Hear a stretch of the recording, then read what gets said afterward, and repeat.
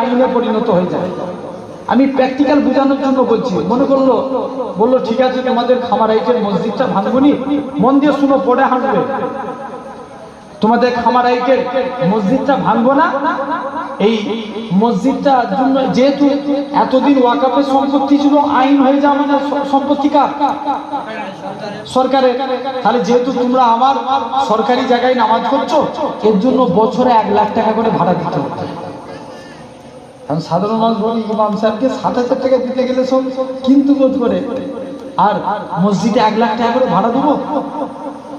কেউ মসজিদের দিকে আসবে? যার গাড়ি জায়গা ফেলবে সেই পালাবে, হ্যাঁ না? যে লেগে দেন, এরকম একটা হতে পারে না, পারে না হওয়ার কিছু নাই।